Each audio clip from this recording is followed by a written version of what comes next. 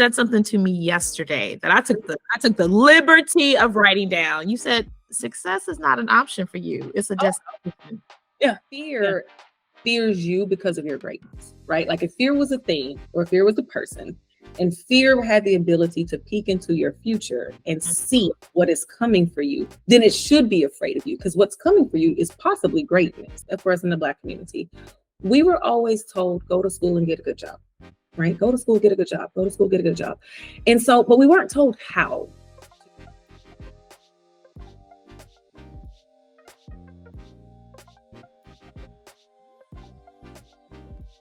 Hello, everyone. Today we have Lexi Crawford, who is an operations program manager at Google. Lexi, listen, I'm excited for this conversation because what people don't know is we were part of a leadership program.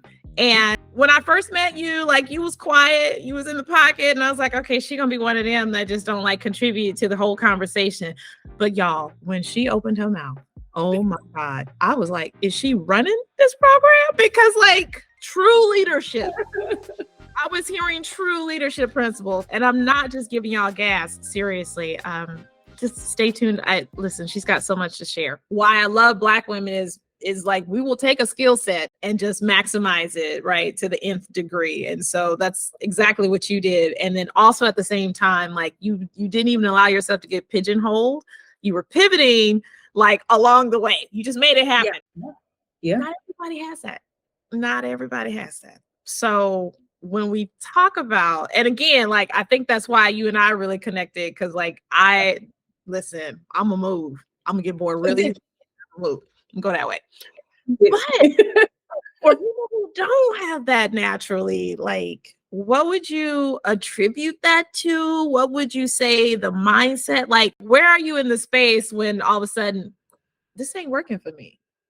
Mm-hmm. You know, I think for us as Black women, and particularly, especially for us in the Black community, we were always told, go to school and get a good job, right? Go to school, get a good job, go to school, get a good job. And so, but we weren't told how to do that.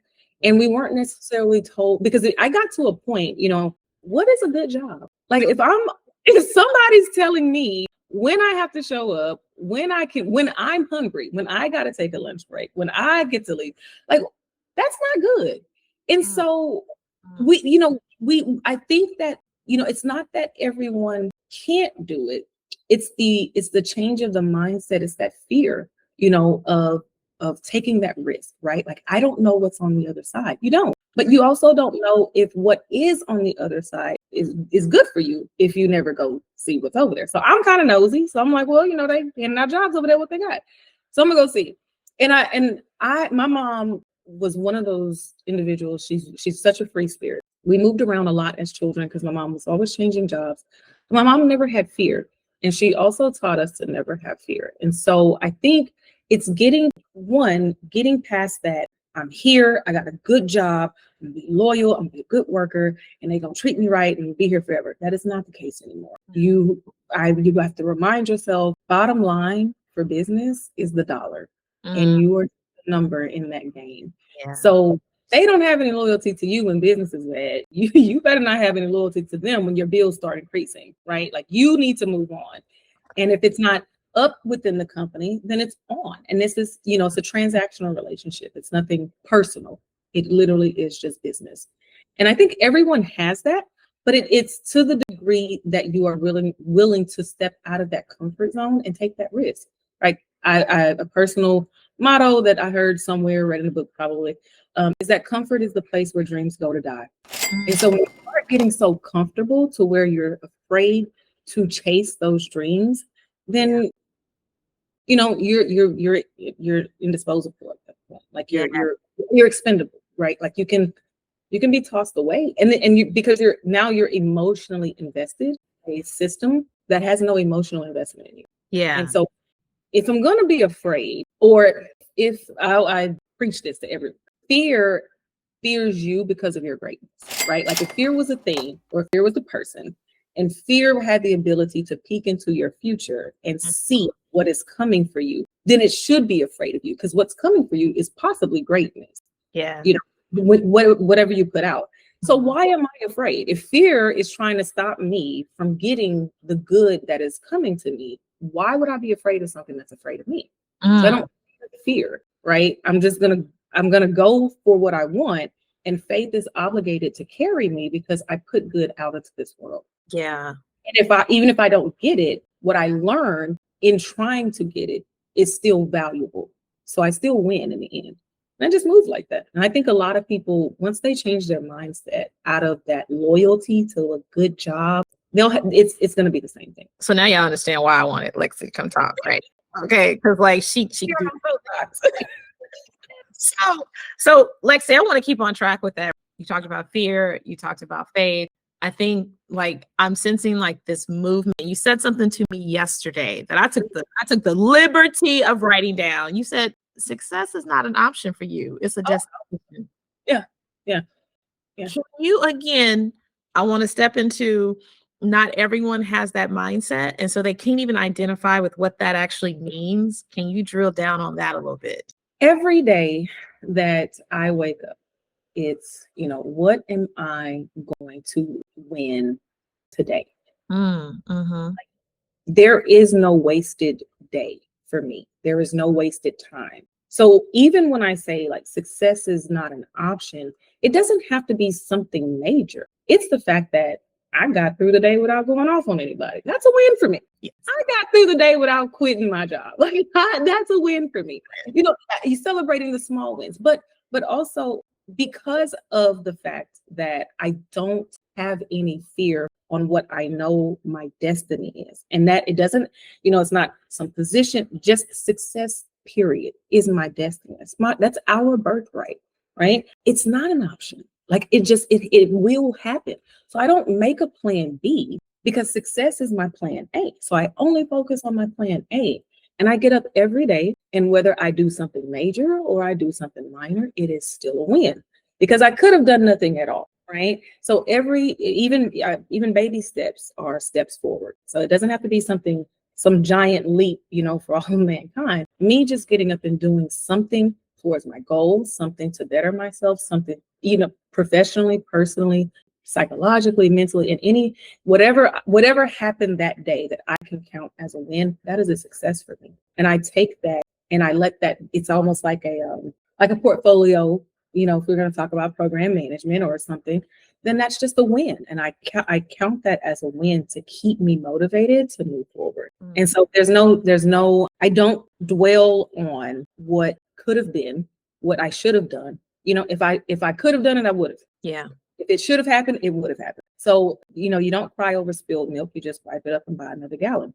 I just move on. It's like, okay, well, hey, that milk must not have been good for me to drink. So I'm just going to go get some more. And I just move on. And that's a win, right? And I don't harbor on all of the negative, because if you do, then you're distracting yourself from success. And that's what fear wants. Fear wants you distracted from what your birthright is, and that's success in whatever form that the universe chooses to give that to you.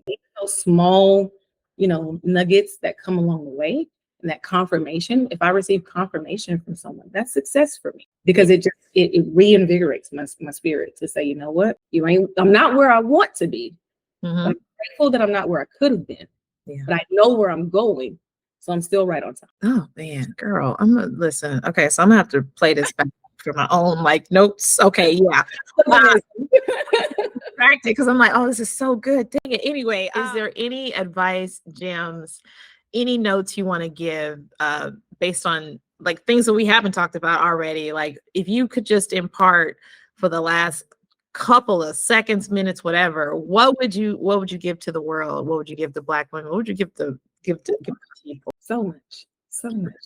I will say specifically in this space, know yourself, right? Like in any space, as Black women, we are so powerful. As Black people, we are so powerful. We are so talented and creative, intelligent. When you know that you are valuable and you value yourself, then nothing can stop you. We talk about in turn imposter syndrome and things like that. And I suffered from it. I didn't know what it was. And I suffered from it because I started during COVID and things were just way different for me. And then once I realized, well, girl, what you tripping for? Right? Because I know my power and I know that this world, the universe, whatever owes me.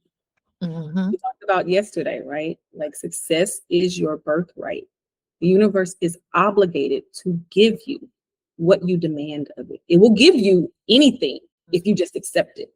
But when you demand what is yours from this universe because you value yourself and you know your worth, the universe is obligated to give that to you. Yeah. It is. And what we have to understand and what we have to accept is that we deserve it. We deserve it. Yeah. Yep. That's the thing. That's it. That's the principle, that you actually deserve it. You deserve it. You've earned it. So you definitely deserve it. And again, if they're handing out blessings on the corner to anybody, why not you? So once you accept that, the world can't stop you. Nobody can stop you. No interview bias, no imposter syndrome, nothing can stop you. As a matter of fact, fear is just going to be more afraid of you. So just buckle up and accept it. Enjoy the ride.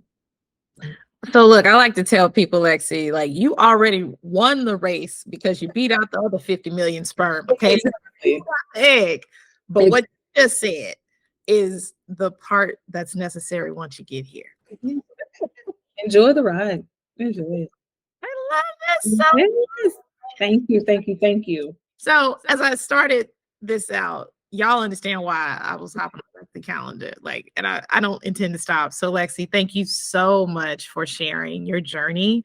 I learned some things. Again, seriously, the message here is like grit and gratitude. I love that so much, which Black women are already good at anyway. So thank you for just imparting your own wisdom on that. Is there anywhere that we can find you? Like, are you on LinkedIn? Okay. Use my government name on LinkedIn now. It's Alexis Crawford. Use my government name. So it's Alexis Crawford. And it's Lexi Crawford on LinkedIn. Please connect with me.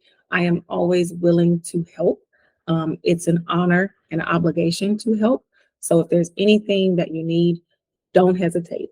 I will do whatever is within my power to help in any way that I can. It's an honor to be of service.